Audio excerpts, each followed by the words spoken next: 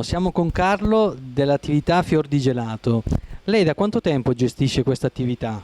Allora, io sono qua, diciamo, che ho rilevato da mio fratello, diciamo saranno 5-6 anni e attualmente la porto avanti io perché mio fratello altro, adesso sta cercando di qualcos'altro da fare, comunque fa parte sempre della vecchia gestione di Ugo Arturo.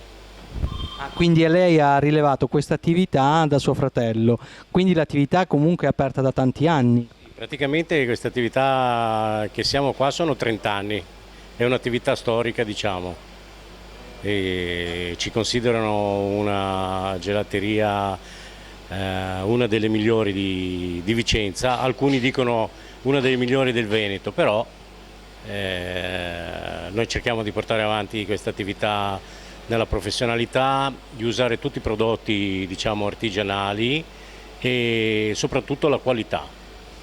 E la clientela è soddisfatta, presumo, dai vostri prodotti? Sì, da quello che sentiamo noi ci considerano appunto una delle migliori di Vicenza perché apprezzano i nostri prodotti. La lavorazione quindi dei prodotti viene fatta esclusivamente da voi, non vi arriva nulla di preparato da fuori? No, da fuori non arriva assolutamente niente, viene tutto preparato qui all'interno della nostra gelateria. E oltre ai gelati artigianali fate anche qualche altro prodotto?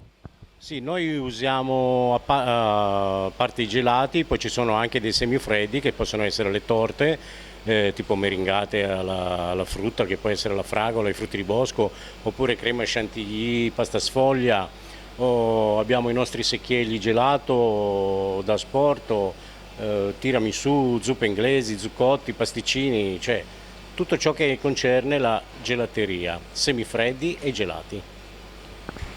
Le faccio una domanda, qual è il gusto del gelato che viene più richiesto dai clienti?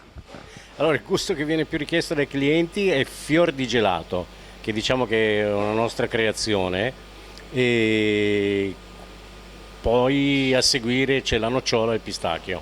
E questo fior di gelato cosa ha di particolare? Allora, questo fior di gelato praticamente è un fior di panna variegato con la Nutella e una pralinella che sarebbe un cacao croccante. È un gusto che da quando l'abbiamo fatto non deve mai mancare nei nostri banchi perché va tantissimo.